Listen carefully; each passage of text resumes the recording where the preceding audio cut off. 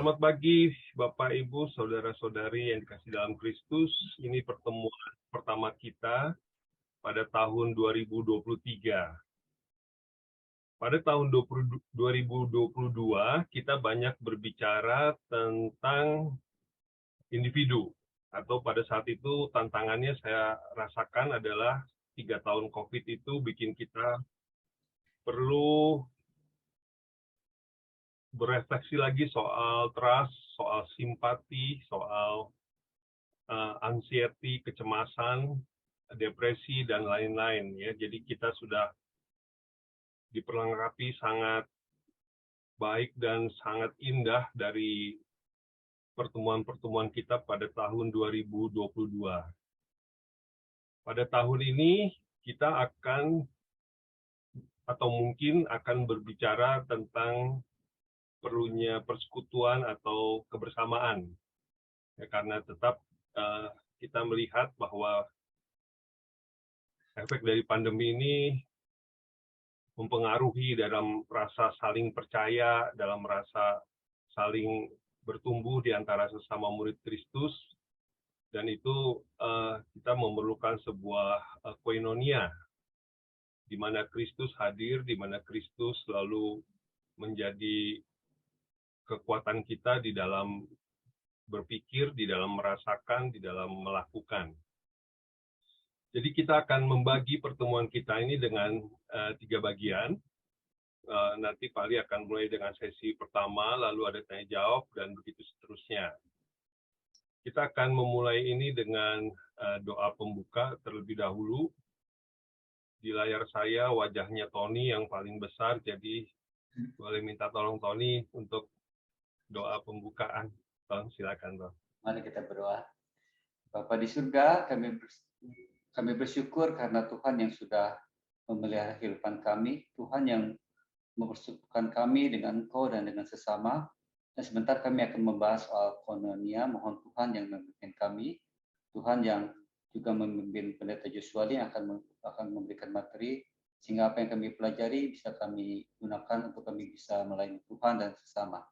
Terima kasih Bapa, kami menyerahkan waktu di depan kami ke dalam tangan Tuhan. Di dalam nama Tuhan Yesus kami berdoa. Amin. Sorry, Wan. Mute, Wan.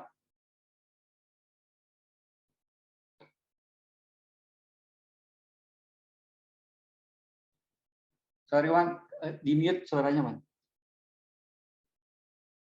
Oh iya, terima kasih, Ton. Kita langsung saja dengan pertemuan ini. Pak Ali, silakan, Pak.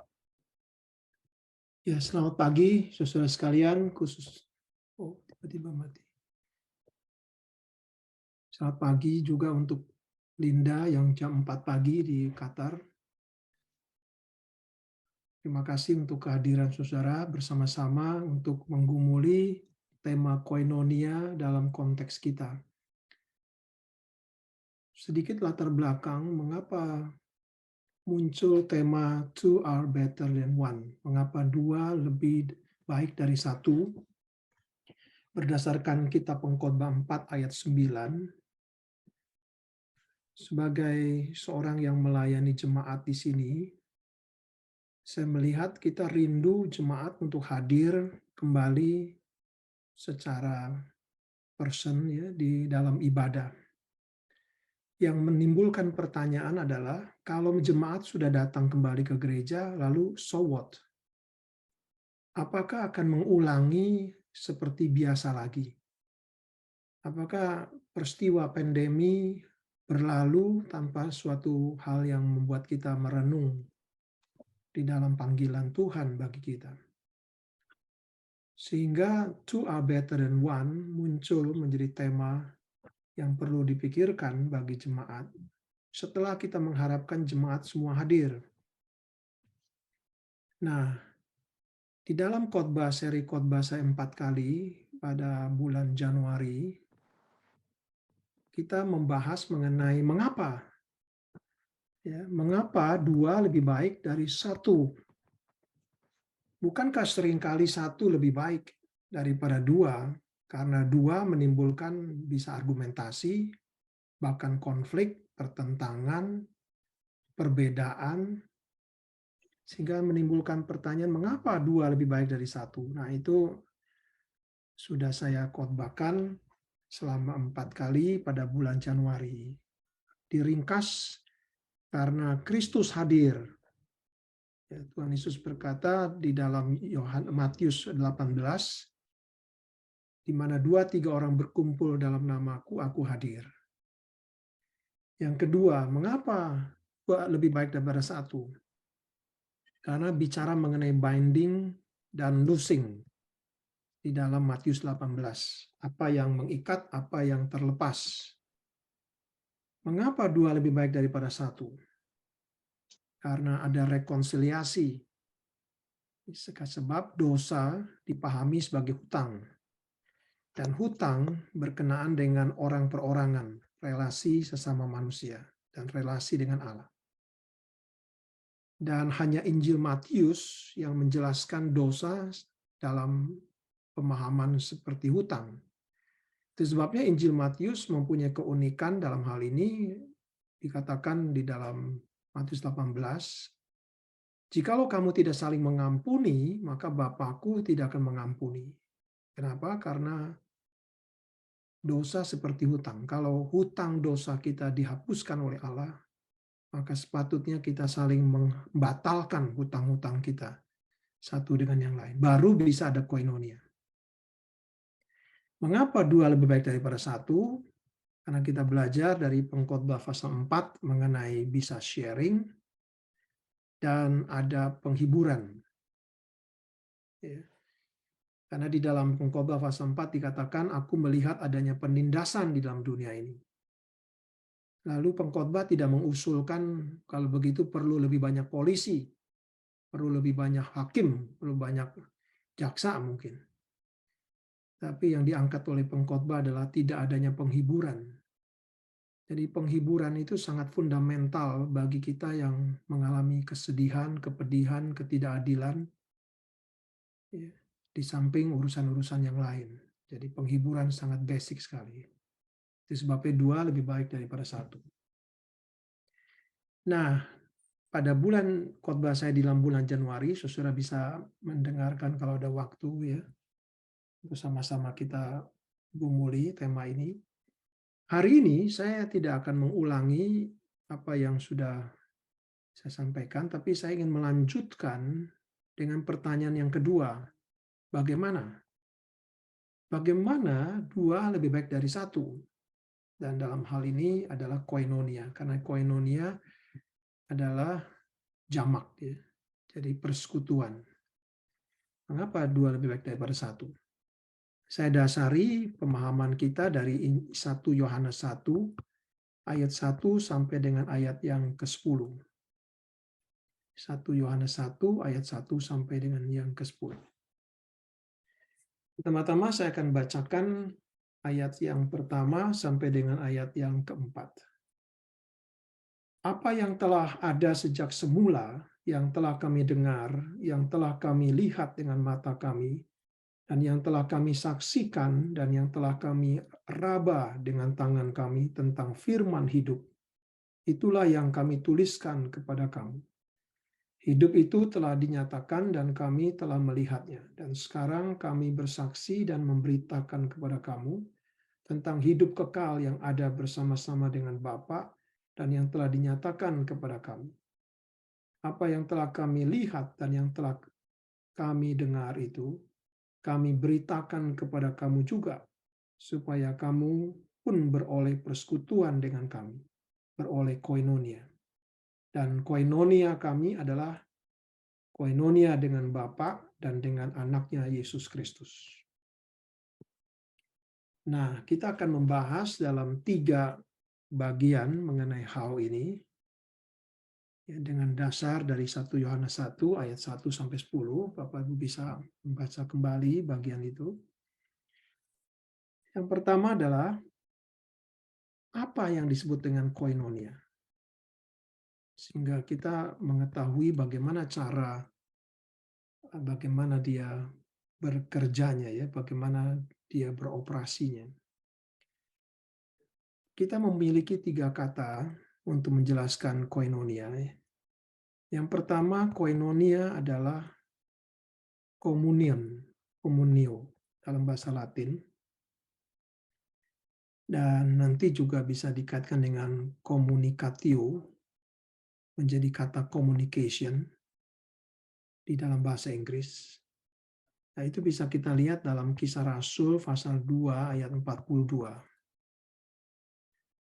Jadi koinonia adalah sebetulnya sharing. Sharing. Communication itu adalah sebetulnya sharing. Jadi dan sharing itu berkenaan dengan public.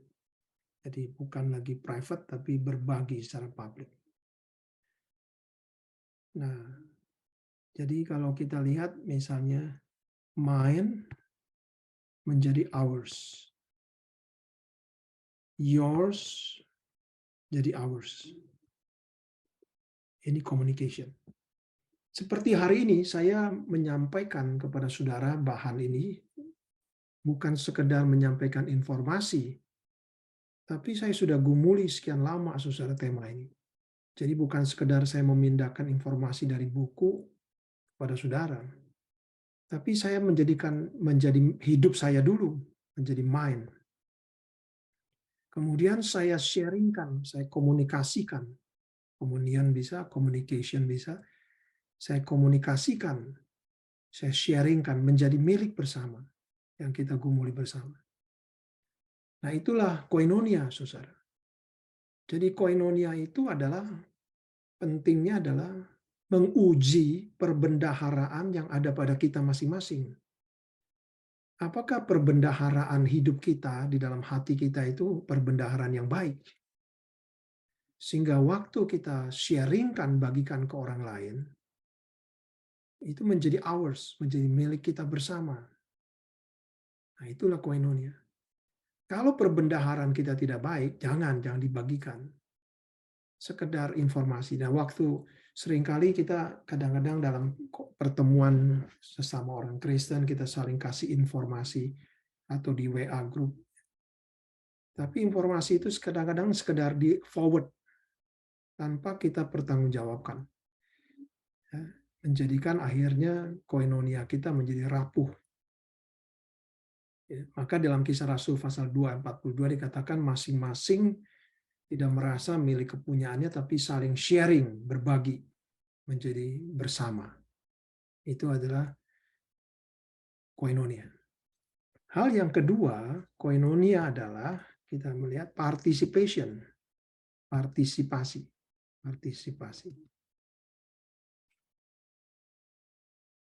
Ya, kalau saya menerima sharing saudara, saudara menerima sharing saya, kita sama-sama berpartisipasi di dalam kebenaran yang kita sedang gumuli bersama. Jadi partisipasi. Maka di dalam 2 Korintus pasal 6 ayat 14, Paulus memberikan retorik pertanyaan, apakah bisa terang bersatu dengan gelap? Nggak bisa partisipasi. Terang dengan gelap tidak bisa berpartisipasi satu sama lain. Jadi koinonia bukan menjadikan kita sebagai penonton, tapi kita masuk di dalamnya, bersama-sama di dalamnya. Ya, berpartisipasi bersama-sama. Ya, berbagian dalam hidup itu. Dengan segala konsekuensinya. Menggumuli bersama. Nah, itulah koinonia. Dalam pengertian yang kedua, ya, participation.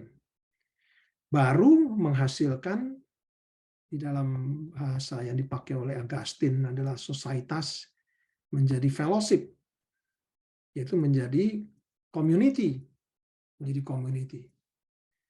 ya, di mana kita saling membangun, saling mendorong, saling menguatkan satu dengan yang lain. Itu yang terjadi. Nah, bagaimana koinonia semacam ini terjadi dalam koinonia gereja kita, dalam kehidupan kita sebagai orang percaya? Nah, dari sini saya kembali ke 1 Yohanes, saudara. Ya, ke 1 Yohanes pasal 1 tadi ayat 1 sampai 3. Di dalam 1 Yohanes 1 ayat 1 sampai 3, ini pertama-tama bicara mengenai firman menjadi daging, ya, sama seperti Yohanes 1 ayat 14. Jadi firman telah menjadi daging. Nah, Di sini kita membandingkan ya, saya membandingkan konsep pada umumnya ketika penulis surat Yohanes menulis suratnya ini dalam konteks pada awal itu. Mereka tidak bisa menerima inkarnasi, mereka tidak bisa menerima Allah menjadi manusia. Karena kerohanian mereka adalah kerohanian veil atau window. Jadi katakan ini ada window, saudara menunggu di sini. Saudara mengasumsi di luar sana itu ada yang besar, ada Allah kata. Tapi saya tidak pernah bertemu dengan Allah, saya hanya di pinggir window. Saya tidak lihat ada veil, ada tirai, ada ya. Tapi saya membayangkan, jadi kerohanian saya adalah kerohanian mengimajinasi, membayangkan, imagination, membayangkan Allah itu ada. Allah itu transenden, Allah itu besar, dahsyat. Tapi saya tidak pernah bertemu dengan dia, tidak pernah mengalami penyertaannya langsung. Karena saya di balik window, di balik tirai. Sama seperti mungkin zaman dulu kalau orang menikah, yang pengantin perempuan ditutup oleh tirai yang tebal sampai pengantin pria tidak tahu ini siapa, jangan-jangan orang lain yang jadi di balik tirai. Nah, di dalam iman Kristen tidak demikian. Pada waktu para murid di sebuah rumah, mereka bersembunyi di dalam rumah itu. Mereka hanya mengintip dari window. Mereka membayangkan orang Yahudi mengerikan mau mengejar mereka, membunuh mereka. Semakin mereka ketakutan, imajinasi mereka trap di dalam rumah. Yang terjadi adalah Yesus hadir di dalam rumah itu. Nah, inilah Christian life. Christian life tidak berdasarkan hanya imajinasi kita karena kita ada di balik window. Tapi Kristus hadir. Nah, maka di dalam Yohanes dikatakan apa yang kami lihat, apa yang kami dengar, apa yang kami raba tentang firman hidup.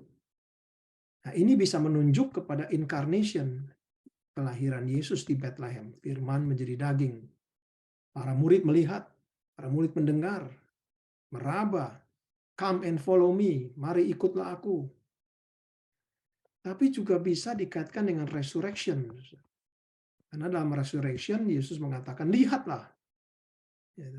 Tuhan Yesus juga selama 40 hari menyatakan itu.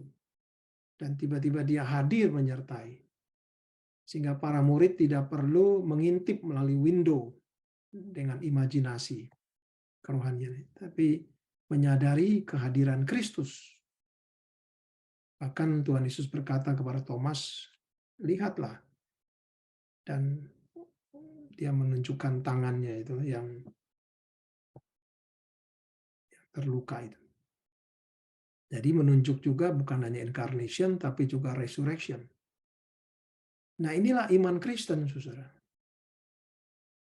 Nah, sampai di sini maka kita melihat bagaimana koinonia yang terjadi. Yaitu di sini ada Kristus, ada rasul-rasul, ya, Tuhan Yesus hadir di tengah mereka. Rasul-rasul Tuhan Yesus hadir menyatakan diri kepada para murid, memanggil mereka. Para murid melihat, mendengar, meraba. Kemudian rasul-rasul memproklaim kepada kita, gereja ini, kepada gereja. Lalu kita juga berpartisipasi di dalamnya. Jadi kalau kita lihat pertama ada share, Tuhan Yesus men-sharekan bukan hanya berita yang dia sampaikan, tapi juga hidupnya. Bukan hanya berita yang dia sampaikan, tapi juga hidupnya. Kemudian para murid berpartisipasi di dalam berita dan kehadiran Kristus itu, maka mereka menjadi fellowship, societas. Menjadi fellowship. Lalu demikian pula rasul-rasul sekarang sharing kepada kita. Kita menerima berita itu, berpartisipasi di dalam berita itu. Dan persekutuan kami, kata Rasul, adalah persekutuan dengan Bapa dan Anaknya Yesus Kristus. Dan kita berpartisipasi lagi di dalamnya. Itulah koinonia, saudara. Koinonia itu adalah sharing life. Karena yang kita dengar dan terima adalah firman yang hidup. Firman yang hidup. Nah, ini satu tantangan buat kita ya untuk merenungkan lagi bagaimana koinonia kita. Waktu kita men-sharekan something, apakah kita sadar kita men-sharekan hidup? Apa yang kita lihat, dengar, yang kita raba. Ya, ada see, hear, and touch. Bahkan seorang profesor yang berapa kali saya hadir di sekolah saya waktu di Toronto itu, Richard Kearney, dia khusus bikin buku mengenai touch di dalam filsafat ya. Karena dia sadar bahwa manusia tidak bisa hidup dengan distant sebetulnya. Nah, sebetulnya itu sudah dinyatakan di dalam Alkitab. Ya. Maka Amsal misal berkata lebih baik sahabat yang dekat daripada saudara yang jauh misal. Bagaimana pengaruh distant dalam hidup kita. Nah, itulah saudara mengenai konsep koinonia di dalam 1 Yohanes 1 yang kita lihat bersama-sama. Saya berhenti dulu sampai di sini. Kalau ada pertanyaan atau tanggapan, silakan. Boleh saya tanya dulu, Pak Lee. Ya, silakan. Ikhwan, Sure. minta izin. Tony, Silakan, ya. Sur. Yo. Ya. Apa kabar, Pak Lee? Sebelumnya, terima kasih. Semoga Baik. sehat selalu ya. Ya, thank you. Oke. Berkati. Dalam konteks akademis, bagaimana fellowship ya bisa terjadi? Dan saya berpikir juga di usia sudah semakin tua, mungkin orang banyak juga orang tua yang memilih untuk memilih seekor anjing daripada manusia. Dan fellowship antara manusia dan makhluk lain bagaimana? Terima kasih, Pak Ali. Wow, terima kasih, Sur. Itu kita akan bahas dalam bagian yang ketiga, Sur. Bagian ketiga. Oke, terima kasih. Nanti bisa kita bahas pertanyaannya ya, Sur, ya, di bagian ketiga. Thank you, thank you. Thank you. Ada tanggapan, pertanyaan yang lain? Ya, paling saya mau menanggapi. Jadi sesi ini memang menarik sekali karena mempersiapkan kita semua untuk menghadapi kembalinya jemaat setelah 3 tahun online gitu ya. Jadi ketika kembali bertemu sebelum pandemi dan sesudah pandemi, saya rasa itu bisa ada persoalan di dalam 3 hal ini. Jadi baik komunikasi, partisipasi, dan sosialitas ini, karena selama 3 tahun ini ada pengaruh teknologi, ya, ada pengaruh teknologi. Mereka bersekutu atau koinonia melalui WA, melalui informasi-informasi yang banyak di era post-truth, sehingga ketika kembali itu sebenarnya sudah ada yang berubah. Jadi misalnya mereka merasa bahwa kedekatan dengan HP lebih dekat daripada dengan sesamanya. Dulu, setelah wabah Black Death itu, reformasi memanfaatkan teknologinya mesin cetak. Tapi pada masa kini, rasanya teknologi mendahului koinonia di gereja. Seakan-akan teknologi lebih cepat berkembang, apalagi dengan adanya artificial intelligence di chat GPT ini. Dan persekutuan ini masih di dalam, sepertinya di dalam konteks yang lama begitu, bahwa koinonia ini ya memang 3 tugas gereja kan, marturia, diakonia, koinonia gitu. Ada sesuatu yang lebih baru, tetapi sepertinya gereja tidak siap. Itu sementara yang saya rasakan, Pak Ali. Terima kasih. Thank you, Iwan. Jadi berkenaan dengan gadget ya, berkenaan dengan alat-alat komunikasi. Nah, ada satu hal yang bagi saya serius nih masalahnya kalau kita tidak menyadari itu. Coba kita tanya sedikit lebih dalam sedikit ya. Sebetulnya apa yang ada? Yang kita anggap ada itu apa dalam pengalaman hidup kita? Menurut salah seorang filsuf, yang ada itu adalah karena ada di dalam pikiran kita. Karena kita kasih perhatian. Karena kita ada persepsinya. Kita ada persepsinya tentang yang ada. Jadi contohnya misalnya, saudara hari ini mikirin ibu saudara ada di rumah misalnya. Nah dia real jadi ada. Tapi pada saat yang sama ada banyak orang yang saudara tidak sempat pikirin. Nggak terlintas dalam pikiran. Dan mereka menjadi seakan-akan tidak ada. Iya kan? Jadi sebetulnya yang ada itu adalah ya selama kalau kita kasih perhatian. Kita kasih persepsi. Begitu kita tidak kasih perhatian, hilang dia. Nah, kalau di dalam konteks sebelum hebatnya tools, maka kita terbatas dengan sengaja kita pikirin, sengaja kita beri perhatian. Misalnya katakan saya melayani jemaat yang di sini ini banyak keluarga di Indonesia.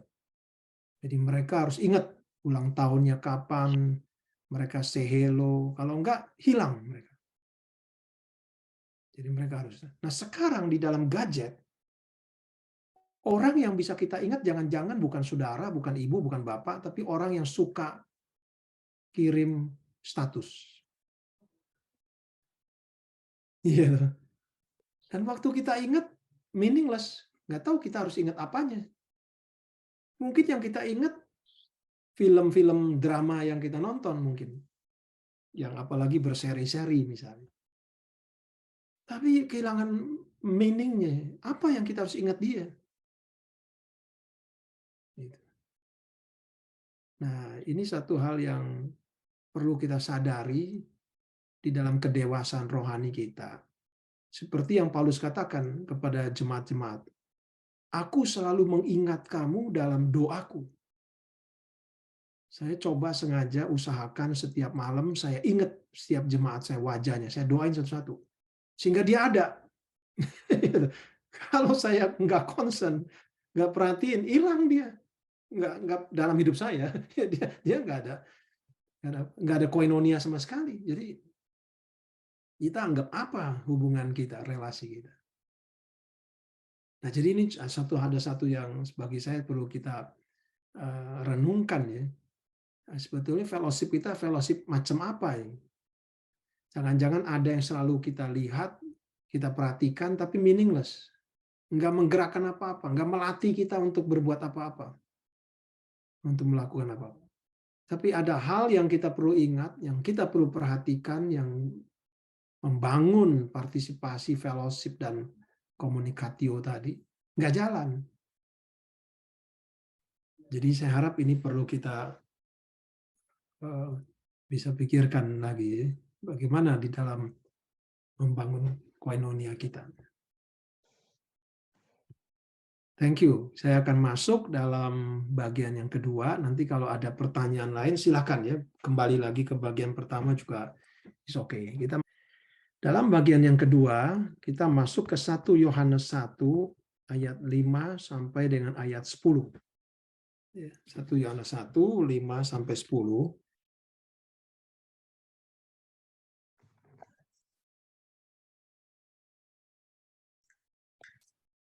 Dan inilah berita yang telah kami dengar dari Dia dan yang kami sampaikan kepada kamu. Allah adalah terang.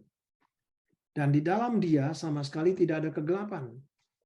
Jika kita katakan bahwa kita beroleh persekutuan dengan Dia, namun kita hidup di dalam kegelapan, kita berdusta dan kita tidak melakukan kebenaran.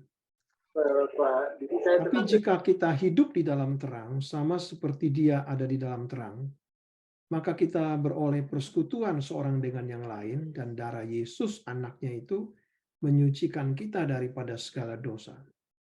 Jika kita berkata bahwa kita tidak berdosa, maka kita menipu diri kita sendiri dan kebenaran tidak ada di dalam kita. Jika kita mengaku dosa kita, maka Ia adalah setia dan adil, sehingga Ia akan mengampuni segala dosa kita dan menyucikan kita dari segala kejahatan. Jika kita berkata bahwa kita tidak ada berbuat dosa, maka kita membuat Dia menjadi pendusta dan firman-Nya tidak ada di dalam kita. Ya, demikian firman Tuhan 1 Yohanes 1, 5-10. Bagian yang kedua, kita mempelajari mengenai how, yaitu mengenai terang. Allah adalah terang, dan di dalam Dia tidak ada sama sekali kegelapan. Ya, tidak ada sama sekali kegelapan. Nah, ini poin yang penting. Ya. Allah adalah terang, clear, dan tidak ada sama sekali kegelapan. Jadi, barang siapa yang diam di dalam terang, dia beroleh koinonia. Tidak ada yang berjalan dalam kegelapan, tidak ada. Tidak ada mengalami koinonia. Jadi sama-sama di dalam terang. Ini keywordnya ya, karena Allah adalah terang. Dan di dalam Dia tidak ada kegelapan. Namun di dalam pergumulan koinonia kita, karena kita ada tunes ya, ada dua di sini. Jadi misalnya katakan kita ada self talk, bicara dengan diri sendiri, seakan-akan ada dua, atau di dalam pengalaman kita masalah dua ini. Nah, kalau kita memandangnya sebagai dualisme, maka selalu kita jadi mendua. Misal katakan, saya kalau berdoa, apakah Tuhan dengar apa tidak ya? Kalau saya sakit, bisa sembuh apa tidak ya? Ya, ini yang dikatakan oleh Yakobus menjadi mendua hati. Karena kita ada bersifat tunes. Betul. Tapi Alkitab mengatakan Allah adalah terang. Di dalam Dia sama sekali tidak ada kegelapan. Sehingga kita tidak perlu masuk ke dalam cara berpikir seperti ini. Itu sebabnya misalnya katakan di dalam koinonia, tiba-tiba menjadi gampang kita bergrup-grup karena ada kita bersifat mendua dengan grup yang lain. Kita anggap kita baik, yang lain tidak baik, dan sebagainya. Kita jadi koinonia terhambat kalau kita bersifat tunes seperti ini. Padahal Alkitab mengatakan sekali lagi Allah adalah terang. Nah, ini adalah latar belakang gnostiksisme, ya, gnostiksisme yang bersifat dualisme. Gnostik dianggap sebagai religion of light, tapi dia menyamakan light setara dengan darkness, dengan kegelapan. Padahal kita melihat sekali lagi dalam koinonia, fokus kita adalah terang. Hidup di dalam terang, that's it. Hidup di dalam terang. Jadi tidak perlu, katakan begini, sometimes kadang-kadang kita mencari percakapan supaya kita ada teman yang mengerti kita, tapi dengan demikian kita bikin kontra dengan yang lain. Itu bukan koinonia yang dikatakan oleh 1 Yohanes 1, karena Allah adalah terang dan tidak ada sama sekali dalam Dia kegelapan. Dan kemudian yang ini yang pertama ya, cara berpikir kita tidak boleh mendua ya, dialogizomai. Karena Allah adalah terang. Koinonia kita. Dan di dalam Dia tidak ada kegelapan. Yang kedua, kita lihat masalah dosa sekarang. Ya, dikatakan di dalam 1 Yohanes 1 ayat 6, 8, dan 10 dipakai istilah if. Jikalau kamu katakan. Nah, saudara kita melihat ya, Yesus Kristus adalah terang dunia dalam Injil Yohanes. Apa yang Dia sampaikan itu kebenaran. Lalu kita melihat ada orang-orang yang menolak, melawan itu, seperti orang Farisi. Nah, orang-orang Farisi ini bukannya menolak karena tidak bisa memahami dan menghargai kebenaran yang disampaikan oleh Yesus. Tapi intinya mereka tidak mau partisipasi di dalamnya. Mereka tidak mau partisipasi di dalamnya. Dengan cara apa? Dengan cara mereka if clause. Mereka mengatakan, kami beroleh persekutuan dengan dia. Tapi kenyataannya hidup dalam dosa. Mereka mengaku tidak berdosa. Pada saat yang sama mereka mempraktekkan hal yang berdosa. Jadi kalau kita melihat, mereka menyangkal bahwa mereka hidup di dalam dosa, ayat ke-6. Mereka menyangkal bahwa mereka ada dosa. Dan mereka menyangkal mereka mempraktekkan dosa. Nah, 3 sikap ini sebetulnya menandakan mereka tidak mau partisipasi di dalam kebenaran. Di dalam terang. Ya, mereka tidak mau partisipasi di dalamnya. Mereka bukan tidak mengerti. Mereka bukannya tidak menghargai, memahami apa yang disampaikan oleh Yesus. Tapi mereka tidak mau partisipasi di dalamnya. Maka Yohanes mengkontraskan antara menipu, lying, dengan kebenaran. Ya. Dengan demikian mereka hidup di dalam deceive, menipu diri sendiri. Nah, ini problema sebetulnya antara realita dengan penafsiran. Ya. Hidup kita selalu ada penafsirannya. Tapi sejauh mana penafsiran itu bisa kita pertanggungjawabkan, yaitu dengan menguji partisipasi kita dengan siapa.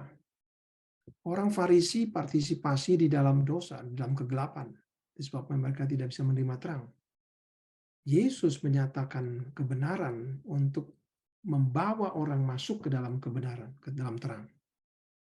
Dan mereka menolak melalui sikap hidup mereka.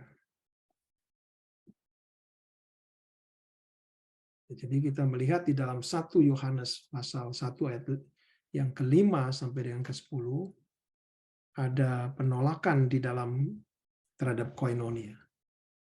Mereka tidak suka masuk di dalam partisipasi di dalam kebenaran. Nah, ini yang kita lihat di dalam konteks 1 Yohanes pasal yang pertama ayat 5 sampai dengan ke-10.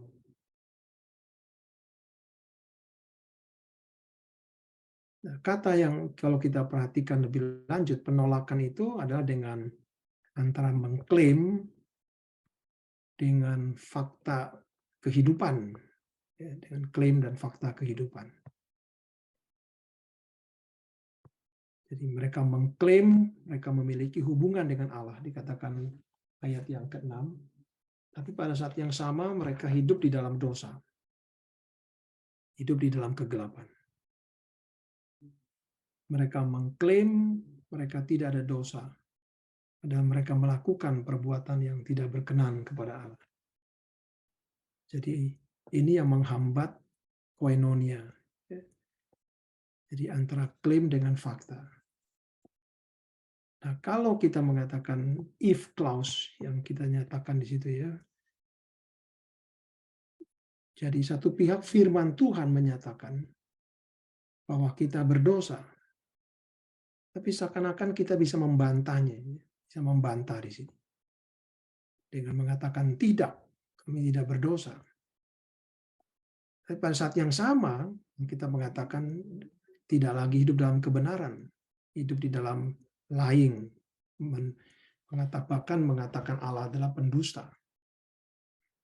Nah, ini dilema di dalam koinonia, saudara. Dilema di dalam koinonia. Di dalam konteks Kanada di sini sekarang banyak kriminal mulai bertambah. Salah satunya adalah tiba-tiba rumah kita dijual orang, saudara. Tiba-tiba orang punya mortgage, padahal dia nggak pernah ambil mortgage, ya, cicilan rumah. Lalu akhirnya terbongkar kisahnya adalah seperti ini. Ada satu orang ibu Chinese ya, dari Chinese yang punya 2 anak, berkenalan dengan sesama ibu Chinese yang lain dalam satu acara Thanksgiving party. Lalu mereka begitu dekat, sahabat begitu dekat sampai 2 tahun. Dan ibu yang satu ini suka nanya mengenai data-data pribadi, bahkan menawarkan program-program saving yang bagus, untung yang besar. Sama lama-lama ibu yang punya 2 anak ini percaya. Tiba-tiba ibu yang teman ini nggak tahu sudah kemana. Tiba-tiba dia dapat tagihan 500.000 dia ambil mortgage. Nah, jadi kita lihat ini bukan koinonia karena tidak ada partisipasi. Jadi persahabatan yang semacam ini belum sampai kepada koinonia karena ada satu pihak yang masih hidup dalam kegelapan.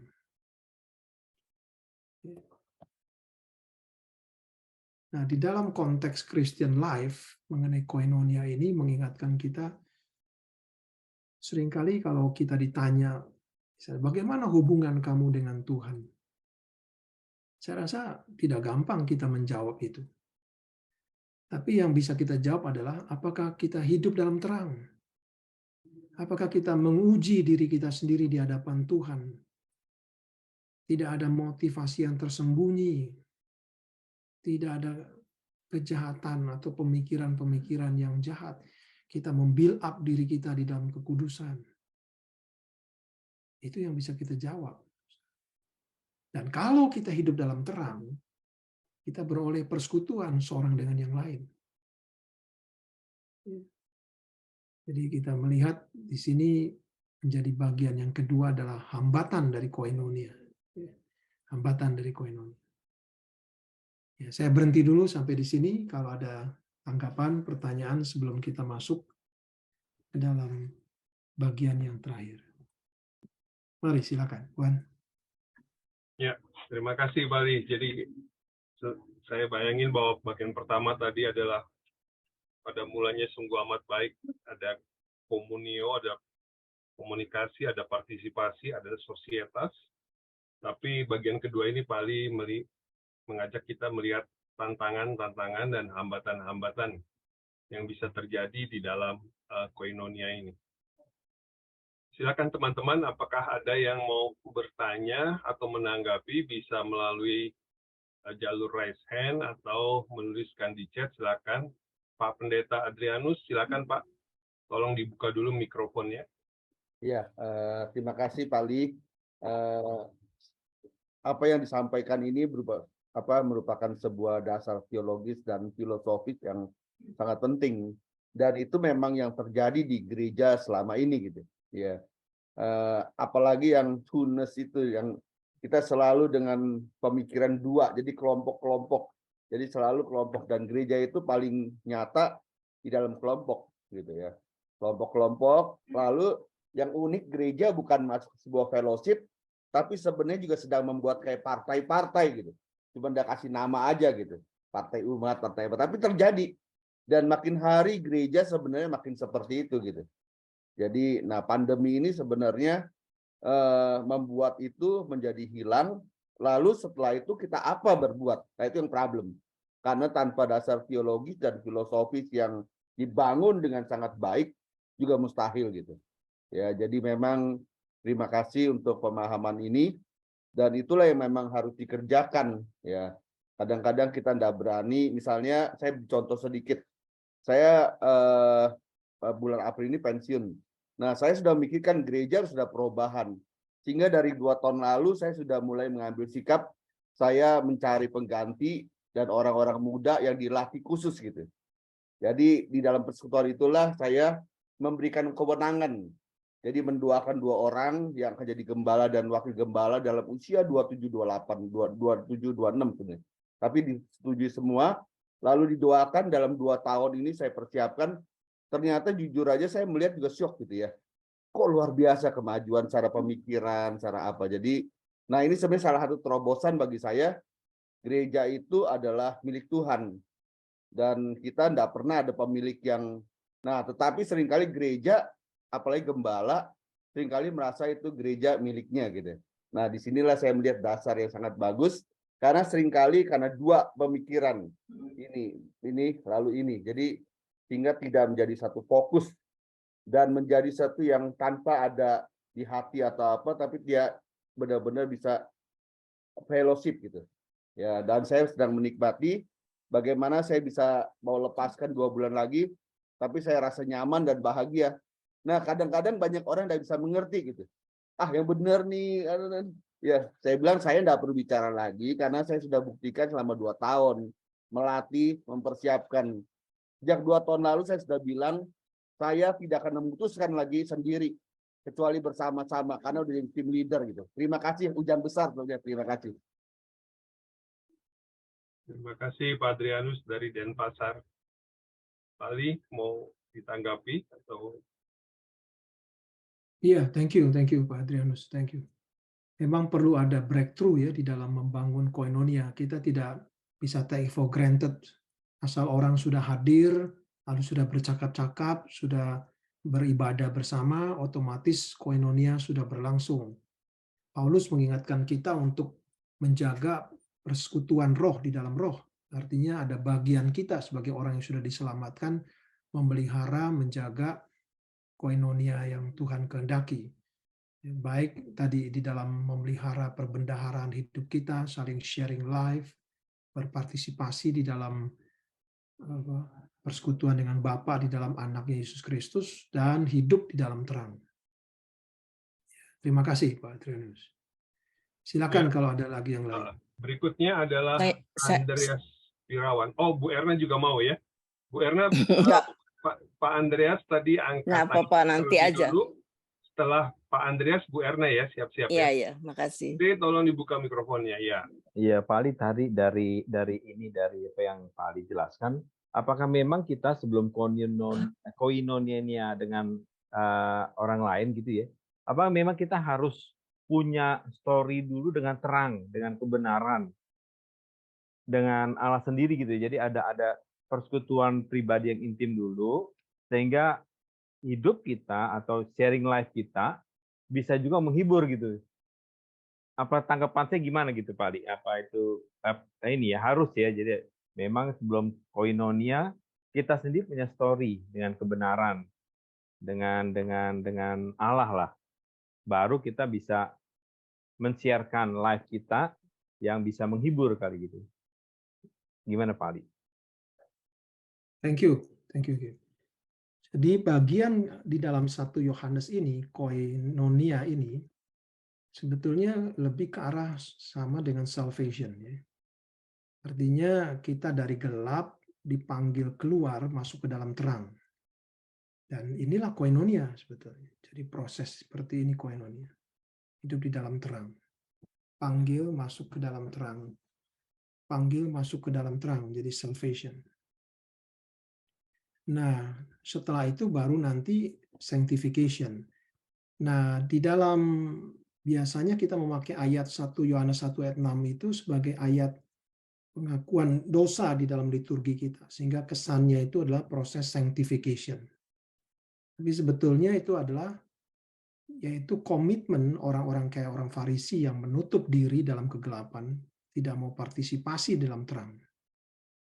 Jadi koinonia adalah sebetulnya terjadi bagi dalam orang-orang yang sudah diselamatkan. Nah, tapi tantangannya adalah seringkali kita jadi masih bergumul di sini, padahal ini merupakan bagian yang berkenaan dengan salvation. Jadi kalau kita sudah di dalam keselamatan itu, maka langkah berikutnya kita memelihara, menjaga koinonia dengan masing-masing hidup di dalam terang. Ya, masing-masing hidup dalam terang. Itu yang Tuhan kehendaki. Ya, thank you, Dre. Silakan Ibu Erna. Oke, makasih. Tadi kan di awal Pak Li kasih pertanyaan atau katakanlah seolah-olah destination-nya itu topiknya before and after pandemi ya. Saya berusaha mengikuti. Karena terus terang saya bilang sama Mas Tony, mungkin saya salah nyasar kali ya, dalam pikiran saya 2 lebih baik dari 1 tuh mulainya dari spouse. Tapi it's alright lah. Pertanyaan saya Pak Li, kalau di gereja, apakah yang namanya persekutuan itu nggak dimulai dari pendetanya sendiri sebelum kita mengamati atau memandang umat?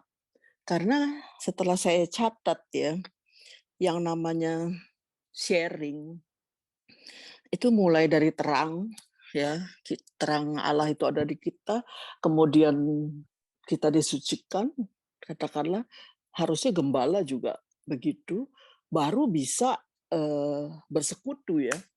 Jadi persekutuannya dimulai dari Allah, sehingga kalau dilihat tadi belum lama Pak Andreas ngomong, lalu kemudian dikatakan juga tentang umat udah kelompok-kelompok, partai-partai. Saya melihat apa yang dikatakan dalam statement Pak Li, ya, saya catat, waktu kita memproklaim ya bahwa partisipasi itu share-nya with the living. Nah, itu yang kelihatannya, maaf, saya usianya tahun ini 70 tahun, Pak. Jadi it's missing in the preaching, ya. Jadi sama seperti saya background-nya sosiologi.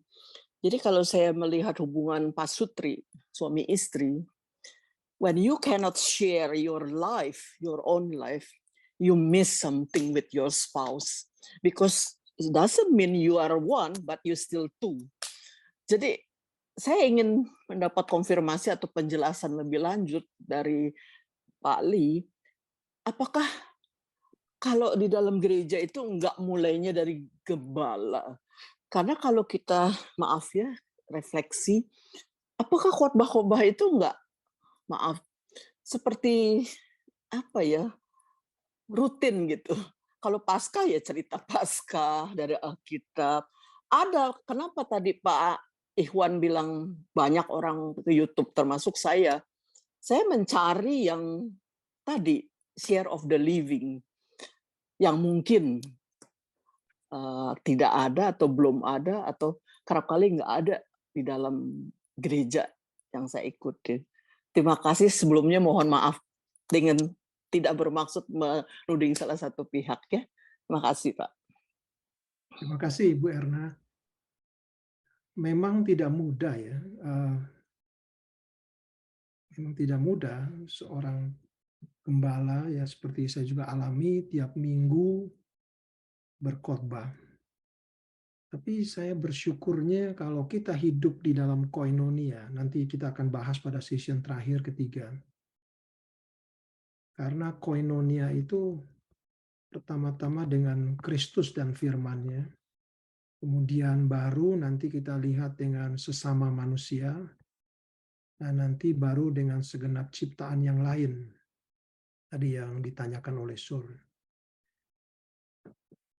Jadi kalau kita betul-betul membangun hidup di dalam koinonia dengan Kristus, kemudian sesama dan dengan segenap ciptaan yang lain, maka firman Tuhan itu menyegarkan gitu. Pertama-tama menyegarkan kita sendiri sebelum kita sampaikan. Nah, kadang-kadang tantangan kita adalah, sebetulnya tantangan kita sekarang ini banyak ide-ide baru sebetulnya, tanda kutip ya. Banyak new idea, apalagi di dunia ideas. Banyak sekali new idea. Tapi sebetulnya new ideas ini tantangan kita adalah di dalam worldview-nya. Yaitu bagaimana menyusun, bagaimana merangkai, bagaimana menyimpulkan, ini yang menantang sebetulnya. Karena boleh kita katakan sebetulnya ide-ide itu ya, tadi Ibu Erna singgung, benar juga. Ya Paskah, mengenai berita Paskah, Natal, ya berita Natal. Nah, tapi ini tantangan kita sebetulnya, karena kita menghadapi worldview yang sedang berubah di dalam dunia ini. Jadi tetap memakai data-data yang sama, tapi kalau worldview-nya berubah, itu menjadi berubah semua. Jadi ini yang menantang kita sebetulnya. Jadi kadang-kadang kita merasa masih wah menemukan ide yang data yang baru. Sebetulnya dalam saya mengamati buku-buku baru dalam teologi, dalam filsafat yang saya ikutin selama ini, yang banyak berubah itu tantangannya adalah worldview-nya. Nah, ini yang kita harus waspada sebetulnya, harus waspada. Harus waspada. Jadi mengapa ada denominasi ini? Mengapa ada denominasi itu? Itu bukan soal beda data. Kita semua datanya juga sama Alkitab. Tapi bagaimana menyusun, merangkai, menyimpulkan, itu bagian daripada worldview-nya. Nah, kalau seorang hamba Tuhan juga tidak diperlengkapi dengan worldview ini, pemahaman worldview yang biblical, menghadapi worldview daripada dunia, kalau sekedar dia mau cari yang baru, tapi worldview-nya dari dunia, ini juga bahaya. Karena tidak sesuai dengan, tidak fitting, ya, kalau istilahnya itu tidak fitting. Tapi kalau worldview dia biblical, dan dia bertumbuh, baru menarik nih, semua data ini tidak akan habis-habis.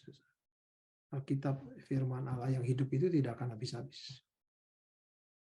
Jadi ya kita doakan di dalam tantangan ini karena ya seperti yang Calvin katakan, prinsip di dalam saya mengikuti dalam penafsiran itu adalah setelah kita menafsirkan Alkitab panjang lebar, eksegesis lah, segala macam ya sudah kita selesai. Lalu kita harus bisa menyimpulkan sebetulnya prinsip Alkitab itu apa. Ya, brief and clear. Nah, baru kita menghadapi tantangan worldview daripada dunia kita sekarang. Nah, seperti yang Ibu Erna katakan, betul. Waktu saya menyampaikan tema two are better than one, orang langsung reaksinya, pernikahan ya Pak? Iya, saya tahu itu. Orang kesannya langsung pernikahan. Tapi two are better than one itu sangat luas sekali. Sangat luas sekali. Two are better than one itu adalah gospel.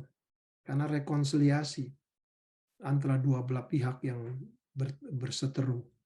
Rekonsiliasi. Itu adalah gospel sebetulnya. Two are better than one. Jadi, nah itu sebabnya kita perlu memiliki worldview yang di dalam pertumbuhan kita sehingga kita bisa setia kepada worldview-nya Alkitab, tapi kaya di dalam memahami, merangkai, karena kita berhadapan dengan tantangan worldview dunia yang sekarang ini dahsyat sekali, saudara. Yang sekarang ini dahsyat sekali. Cara berpikir, cara merangkai, menyusun, apalagi dengan masalah itu masuk ke dalam gereja sekarang ini. Jadi memang itu yang kita hadapi. Terima kasih, Bu Erna. Nah, sekarang kita akan masuk bagian yang ketiga. Bagian yang ketiga adalah saya simpulkan 1 Yohanes 1 ayat 1 sampai 10. Kalau saudara membaca dengan teliti, memperhatikan, maka kita menemukan adanya kata we yang diulang-ulang. Ya, kata we, kalau diterjemahkan ke bahasa Indonesia mungkin katanya jadi kami. Ya, berulang-ulang kata itu muncul, we. Kalau we ini adalah plural, saudara.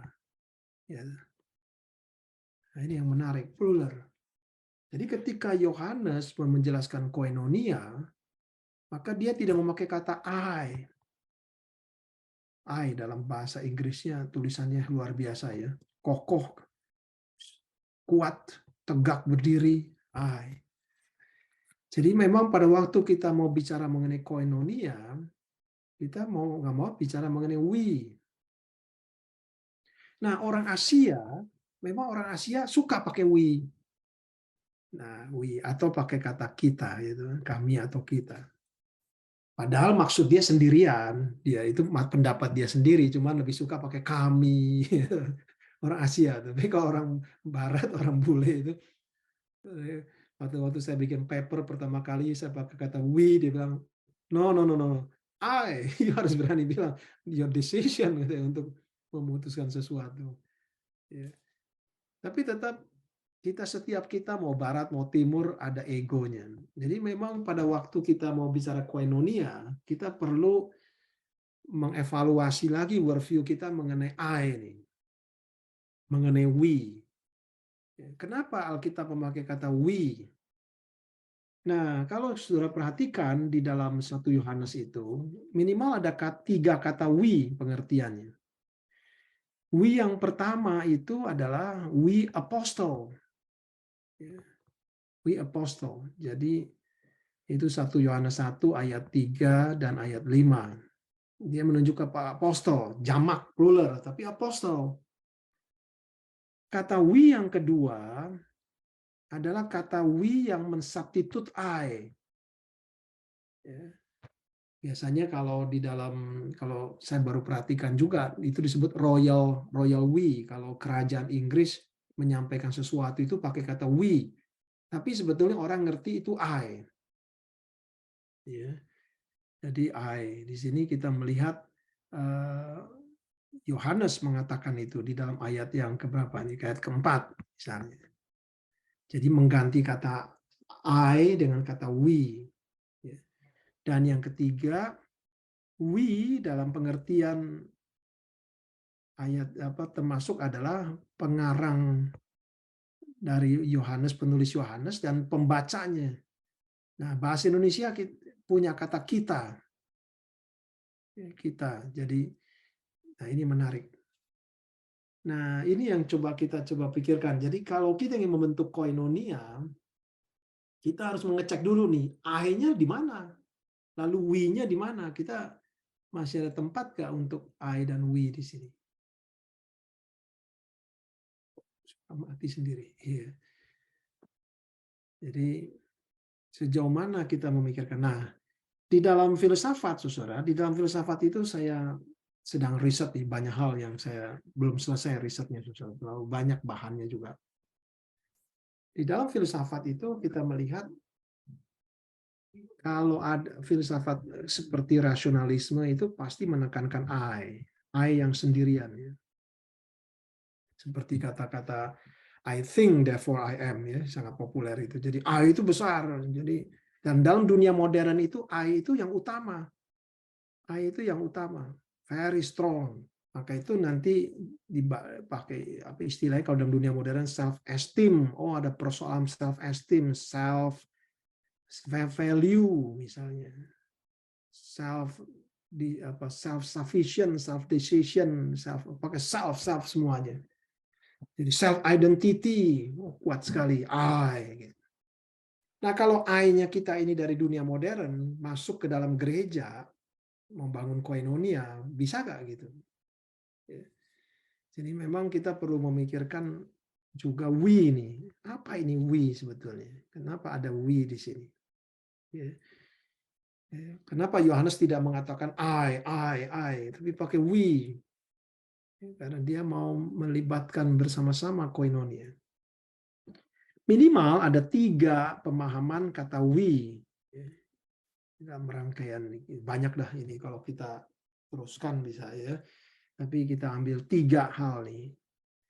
Yang pertama adalah plural of the I. Jadi ya tadi yang saya katakan kita seringkali seperti katakan di dalam filsafatnya fenomenologi misalnya. Edmund Husserl mengatakan bahwa self-conscious itu tidak bisa dipisahkan dengan other conscious. Jadi selalu kita ada bagian di dalamnya. Misalnya saya mau ngomong sesuatu, ini seperti sehari ini saya ngomong sesuatu. Saya rasa sebagian bahan saya juga saudara sudah pernah pikirin gitu.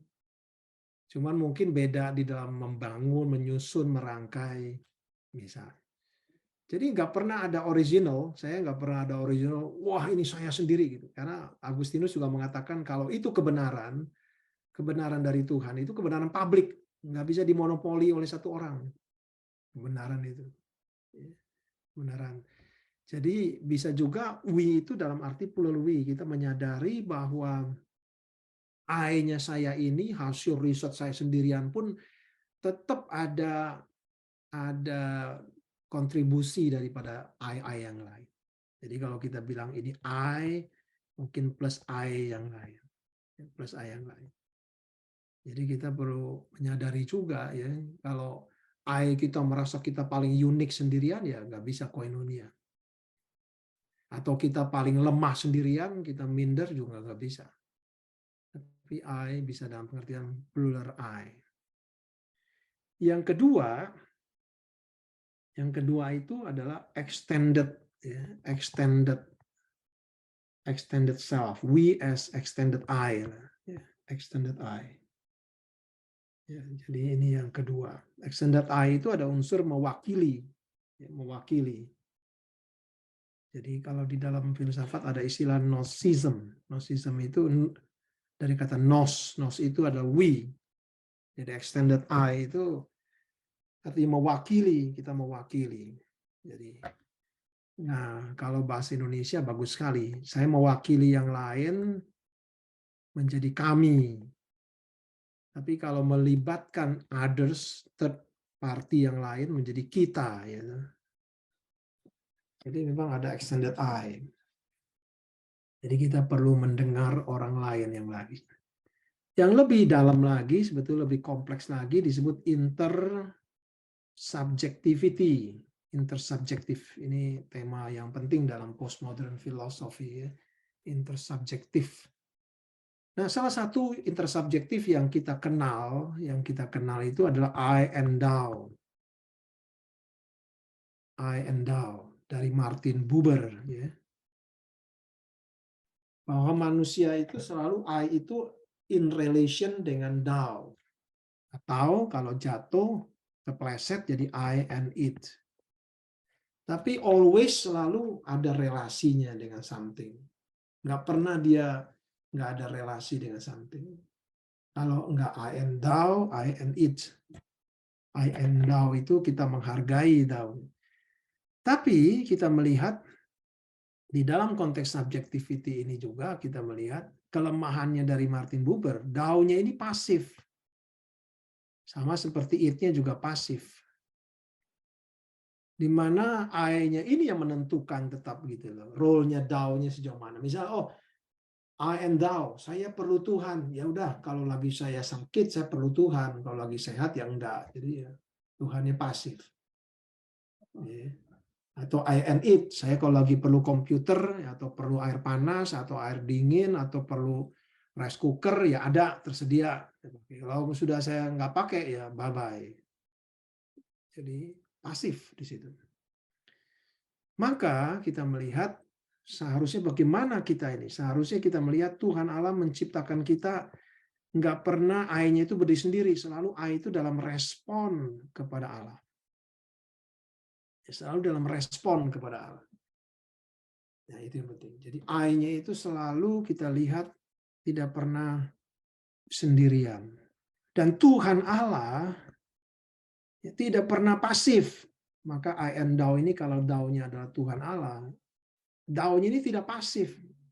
Allah sejak awal adalah Allah yang menginisiatif segala sesuatu. Pada mulanya adalah Allah menciptakan langit dan bumi. Dan Allah adalah Allah di dalam Alkitab, baik Old Testament, New Testament, adalah Allah yang mengguidance. Allah yang mengguide. Sama seperti Allah membawa Hawa kepada Adam. Nah, kalau kita mau kaitkan dengan pernikahan juga. Jadi Allah yang inisiatif bawa itu Allah. Baru Adam berespon, ini adalah dia tulang dari tulangku, daging dari daging. Nah, jadi kesadaran kita adalah kesadaran sebetulnya Galatia pasal 2 ayat 19-20, not I but Christ live in me. Tetap I, tapi ada Christ. Dan Allah adalah Allah yang meng-guide kita. Seperti dikatakan Tuhan adalah gembalaku, tak kekurangan aku, dia membimbing aku ke air yang tenang, dia menyegarkan jiwa. Jadi Allah itu Allah yang menyertai kita. Calvin mengatakan God work in the secretly, but hasilnya nyata. Itu sebabnya kita harus merespon dengan menyadari, bersyukur. Thank you Lord, terima kasih Tuhan Yesus, Engkau menyertai saya. Harusnya begitu. Karena I ini tidak pernah sendirian. Dan thou-nya itu tidak pernah pasif. Tapi dia aktif meng-guide kita, memimpin kita di dalam righteousness. Dan di dalam Mazmur 23 yang satu tulisan yang karya literatur yang dahsyat di seluruh dunia itu. Mazmur 23. Dia membimbing aku di jalan yang righteousness. Allah nggak Allah yang diam, pasif, tapi dia meng-guide kita. Nah, kalau kesadaran ini ada pada kita, jadi kita bukan hanya memanipulasi we demi pencapaian I-nya saya, tapi we dalam pengertian saya selalu memang bersama dengan Kristus yang menyertai senantiasa dan meng-guide, membimbing. Nah, sama-sama kita mendekat satu dengan yang lain sehingga kita boleh membangun koinonia. Demikian rangkaian yang ketiga. Silakan kalau ada pertanyaan sebelum kita simpulkan.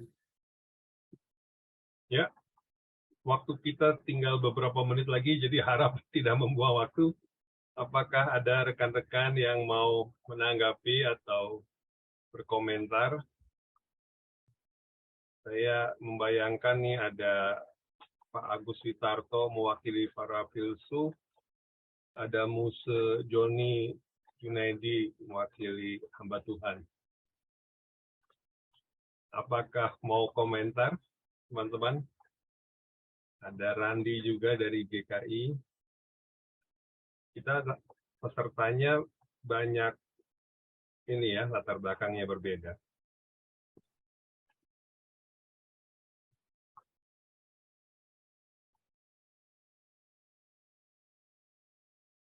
Ya, Ricky, silakan, Saudara Esen. Iya, terima kasih Pak Ali. Saya mau nanya apa namanya yang tadi yang di bagian pertama antara ada dan persepsi gitu Pak ya. Tapi kalau ya tadi kan dibilang bahwa kalau memangnya kita tidak memikirkan hilang gitu, tapi bukannya hilang secara eksistensi kan ya Pak ya gitu. Itu aja sih pertanyaan saya. Ini menarik ya karena saya mendalami sedikit mengenai filsafat ini dari Berkeley, filsafat Berkeley. Dia seorang bishop. Jadi dia mengatakan begini, ini dia melawan enlightenment, melawan filsafat pencerahan yang ateis bagi dia. Jadi dia mau menahan ateisme pada zamannya. Dia mengatakan begini, ini dunia. Jadi saya perhatikan paling satu bagian. Dan dia ada, karena saya perhatiin. Yang lain nggak ada. Dia mengatakan nggak ada, karena dia idealism empiricism. Kalau saya perhatiin ada dia. Saya nggak perhatiin lagi orang lain, ada. Perhatiin ada. Yang nggak perhatiin nggak ada. Nah, dalam empiris kita sih memang bisa terjadi demikian ya. Banyak hal yang kita lupakan ya hilang semuanya, nggak ada. Tapi kalau ada pohon yang jatuh di hutan hari ini, kita dengar suaranya nggak?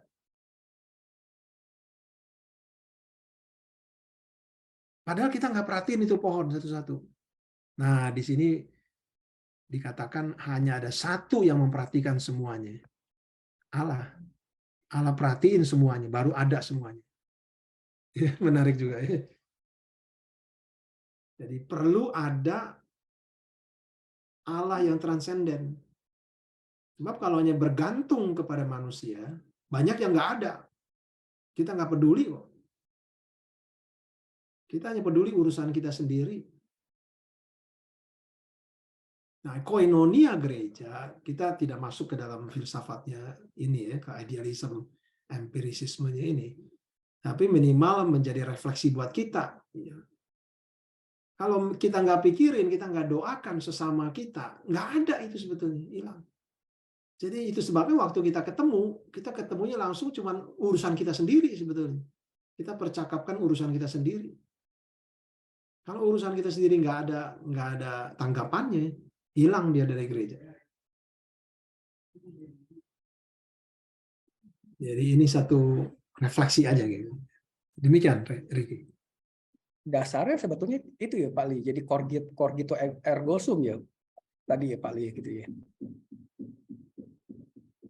Dasarnya itu sebetulnya dia idealism. Main itu sangat penting, tapi mainnya dikaitkan dengan empirisisme. Jadi bukan ideal, kayak dia sejaman dengan John Locke, empirisisme.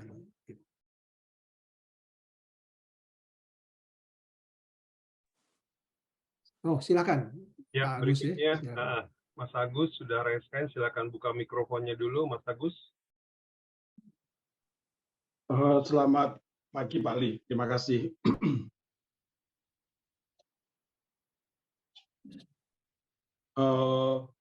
Yang jadi pertanyaan saya Pak Ali ya, tadi ada menyebut intersubjektivitas, jadi tertarik di sini bagaimana kita membangun kekamian. Kekamian atau kekitaan itu esensinya apa ya Pak gitu ya. Maksudnya kalau dari Descartes sampai Buber itu kan sangat bersifat ekologis, pasti bukan biblical itu ya. Di mana kemudian do itu menjadi it, jadi pasif, dan betapa subjek itu sungguh dirayakan di sana.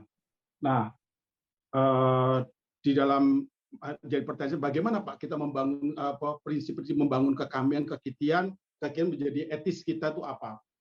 Kalau misalnya Levinas itu kan menawarkan the others misalnya, atau kemudian yang lain menawarkan altruis murni misalnya gitu. Nah, di dalam ini secara praktis itu gimana Pak membangun prinsip-prinsip membangun kekamian atau kekitaan itu Pak? Terima kasih. Oh, thank you Mas Agus.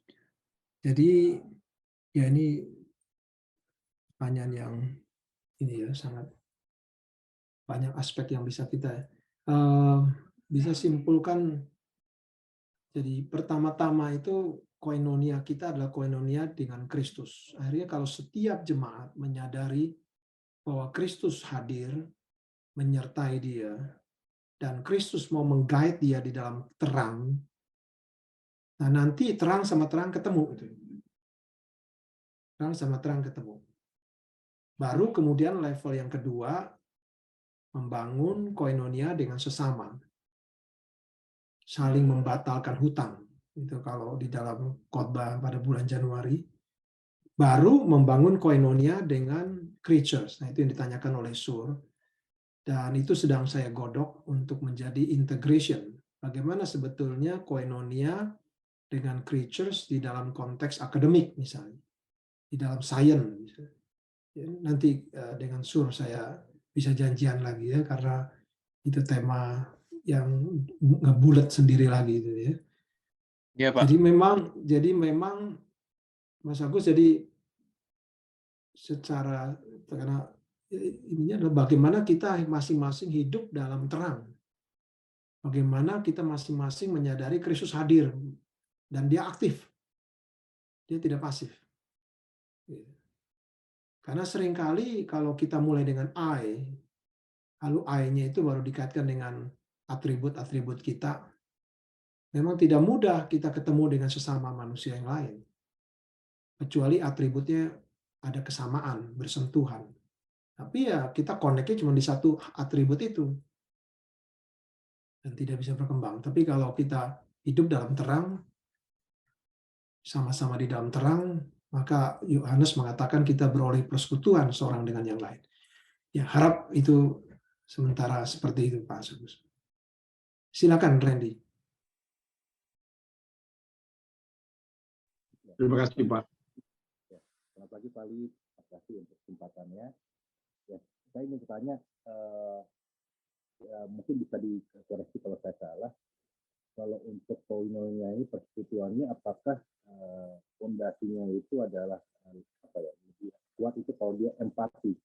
Nah, kan ada empati dulu yang muncul dari terang Tuhan. Karena misalkan kita di GPI Pondok Indah itu kami bikin model KPD Mas Fitri yang kemudian kami kategorikan usia persiapan dan usia pernikahan, jadi ngumpul dengan teman-teman yang usia pernikahan 10, 20 tahun. Nah, terus pertumbuhannya itu kemudian naik drastis gitu dalam waktu 10 tahun dari 6 pasutri sampai 50 pasutri. Nah, saya perhatikan rupanya mereka itu tertarik ke persekutuan itu KTB kelompok kecil gitu, karena mereka kemudian merasa dikuatkan oleh pengalaman positif-positif lainnya. Karena kan menjalankan pernikahan itu rupanya nggak mudah. Pas mereka ketemu sama teman-teman yang rupanya punya problem yang sama, terus dikuatkan oleh skill, oleh pengalaman iman mereka dan keluarga, itu mereka kemudian merasa, wah ini ada teman nih sesama serasi pernikahan gitu. Nah itu mereka kira merasa bahwa ini sesuatu yang dibutuhkan community ini, saling menguatkan, sharing gitu. Nah terus kemudian saya perhatikan setelah mereka sudah tumbuh, nah ini challenge-nya ini adalah ada orang-orang yang kemudian mereka itu asik di situ terus, mereka tidak mau lagi upgrade dirinya untuk menjadi leader, bisa leader dari kelompok atau bangun kelompok sendiri. Bahkan juga saya men-challenge mereka itu untuk melayani keluar, dan kita bikin kelompok kecil, kelompok-kelompok pasitri untuk menguatkan kawan-kawan pasitri lintas iman di luar sana. Tapi kita nggak ngomong tentang firman Tuhan ya, kita ngomong tentang masalah skill relasi dan berkeluarga gitu, hal-hal yang memang kita tahu ini adalah sesuatu yang tidak dimiliki oleh teman-teman di luar Kristen, kebanyakan khususnya di Muslim gitu. Nah itu kan butuh empati gitu kan. Kalau nggak ada empatinya itu mereka akhirnya merasa aduh, saya sih terberkati tapi ya saya asik sendiri. Nah, atau apakah mungkin Pali bisa kasih insight bagi saya apakah seperti itu atau gimana ya? Karena kan ada apa? Koinonia, maturia, kesaksian, terus kemudian ada apa namanya? Diakonia kan harusnya melayani keluar. Nah, ini yang kalau sudah masuk ke dalam melayani ini kadang-kadang agak susah, challenging di situ. Terima kasih Pali. Oh, thank you, Pak Randy, thank you.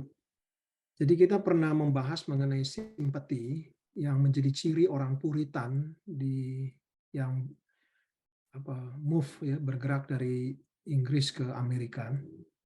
Lalu saya menemukan dari Roma pasal yang ke-15 itu ya, Roma 14 ayat 12, menangislah dengan orang yang menangis dan tertawalah dengan orang yang tertawa.